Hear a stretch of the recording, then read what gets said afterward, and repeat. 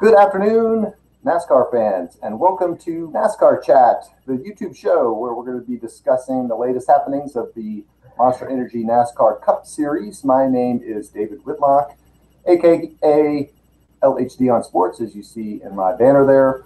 Down here in Houston, Texas, my co-host for the show once again is Lexie from Charlotte. How are things in your world, Lexie? Pretty good. It's warm today, so it's fantastic. It is springtime indeed. It's that time of year. Things are finally warming up. Hopefully there'll be no more snowed out races the rest of the year, one would hope.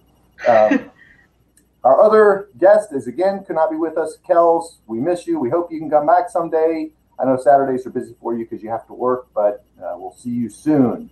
Lexie and Kells, as we've talked about before, are part of a blog called The Ladies in Black. It's a pretty neat take from a couple of really good writers and those that really give you the fan experience. And Lexie, you wrote a blog this week. Why don't you tell us what it was about? Well, I decided to write about my first ever trip to North Carolina to see Charlotte Motor Speedway and see all the race shops and stuff, because I feel like that would be very interesting for all the people that follow our blog to read about. So I was able to find some pictures from way back when I was a little blondie. So I feel like I tweeted on our Twitter page if some people wanted to see it, and I got a lot of positive feedback, and I got even more positive feedback after posting it. So successful posting there. Yeah, it was really neat. It was good for somebody like me that hasn't had the race day experience. So when you talk about the race shops, at first I was thinking like a place that you go shopping, but I think what you're talking about is places where they do the work on the car. Is that right? Yeah, that's right. When I went to JGR, I was able to see where they put all the cars and stuff, where they work on them and everything, and see what they were doing. So it was very cool to see that. Do all tracks have shops like that around for when they travel there, or just Charlotte, or how does that work? There's actually Hendrick Motorsports is actually right across the street from the Speedway. Roush Fenway and Ganassi are right around the block from the Speedway, and Joe Gibbs Racing is in Huntersville.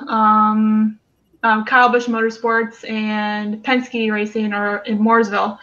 So I think I was able to see Penske, but it was so long ago, I can't really remember that much.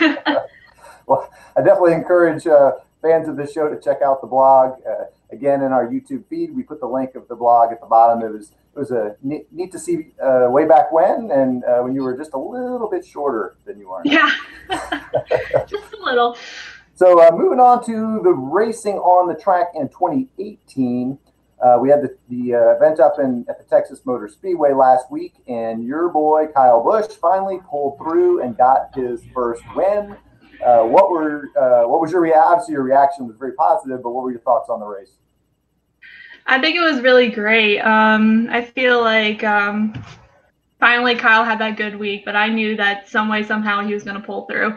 So it was really good seeing him win. It was my dad's birthday last weekend, so seeing him win on his birthday was very cool too. Right, and we were talking on Twitter that your dad was a big fan of Joe Gibbs Racing, and that's kind of how you got into it. So a good way to spend his birthday watching the race and watching one of your favorite drivers win.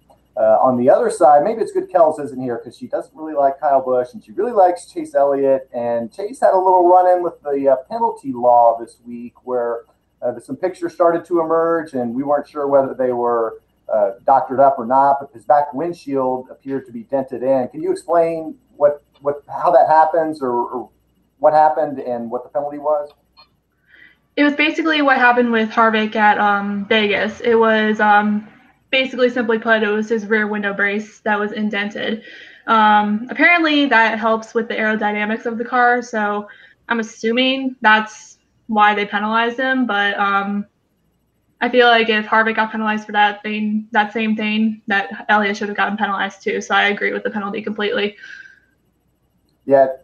You have to be fair. You can't treat one driver different than the other. Of course, every situation is different. I obviously don't know as much about it, but as soon as that emerged, you and I were talking going in, and we said, well, on Wednesday, he's probably going to get the hammer dropped. And I think his crew chief was suspended for a couple of weeks and a point deduction. Is that right?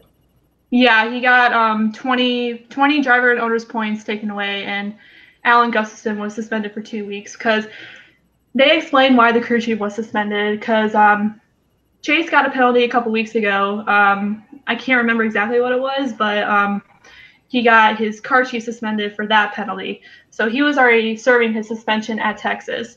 So that's why Alan got suspended. But 2 penalties in 2 weeks, that's pretty bad if you ask me. Right? If you cheat, you're going to get caught. That should be the lesson learned for everybody on that one. Exactly. So, in that vein, you talk about cars and aerodynamics. So the announcement came out this week that the AllStar Race there in Charlotte, where you are, they're going to do the restrictor plate racing, which I had to kind of learn and figure out. What that basically means is everybody goes really, really close to the same speed. They're like 3 wide the whole race, and there's lots of wrecks. What do you think about that decision? Why do you think they might have done it? And do you think it's a good decision or not?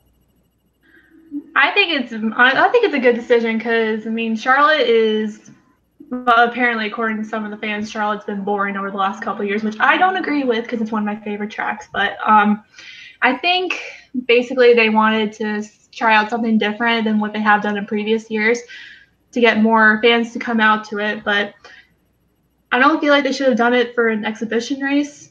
But it'll be interesting to see because Charlotte gets a restrictor plate race and a rollable race in the same season, so I think that's pretty cool. I think, it'd be good for the fans to see a little bit different. It seemed like, from what I read, they were really trying to mix it up. It's kind of a race they play with the format. It's an exhibition. It's just a little bit different, so why not throw another monkey wrench into it and see what happens? And, of course, they can always change it next year, but it'll be different for the fans, and it kind of separates. You see 2 different races, I would imagine, if you go. Of course, if you've seen restrictor plate racing, it's just a different strategy, a different visual than the regular long track racing. Or mile and a half, 2 mile racing. Yeah.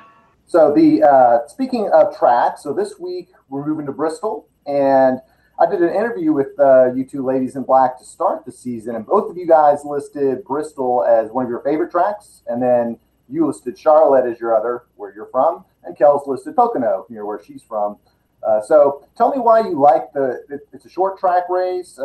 What's so great about Bristol, and why is it one of your favorites? I feel like it has a lot of action and a lot of basically a lot of adrenaline pumping because it's one of the best tracks on the circuit in my opinion. It's much different than Martinsville too because I feel like it has it has a little bit of a steep turn, like a steeper turn, so I feel like that separates it from Martinsville. It's a tad bit bigger than Martinsville. It's the second shortest track on the circuit, so I think that for that reason, that's why Bristol's one of my favorites. Yeah, it was interesting. A couple weeks ago, they did Martinsville, which I think was the first short track, and it was that Monday when they had been snowed out. And so I missed most of it. I tried to catch some of it between work assignments and meetings. But it's so crazy to see how many turns there are. Of course, the speed isn't as high because they're just constantly turning. And then, when I was reading about Bristol, they talked about the banking and how that is really unique. So it'll be interesting how that plays out. For the trials, the brothers Busch got the first 2 positions, so they'll be on the front row. I kind of looked through. I saw a few surprises, kind of on some of on some of the other spots. Michael McDowell was. Let's see, what position was he in here? I put him on my fantasy team. He finished 9th. He's a guy that we haven't seen a lot of. Ricky Stillhouse Jr. was 4th. Paul Menard 7th. So it seemed like a few different drivers were kind of popping up in the top 3 or 4 rows. What were your thoughts on qualifying? And do you think Kyle's going to repeat this week and get another win? I think he will because he's the king of Bristol. He has the most wins there of any active driver. So I think that's probably one of the best tracks that he runs at for a load of different reasons. But he's the only driver to do the triple sweep, like this triple sweep there. Mm-hmm. He's done it twice. So that automatically makes him a favorite, as much as all the haters hate it. But I think that he's going to win again this weekend just for that reason. But I feel like he's determined to get at least go back to back.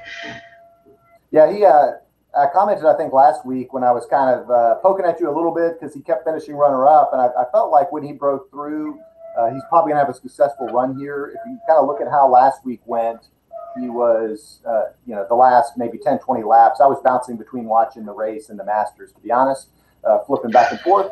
But he was pretty much outrunning everybody, but Harvick was the only one that could even kind of keep up. But even then, the fastest guy this year, Harvick, was only making up, very tenths of a second per lap, even less than that. And he could never even really get up on his bumper to pass him over the last 10 or 15 laps. Basically, his only chance seemed to be is if there was a caution. So I think I agree. I would look at Kyle Busch this week.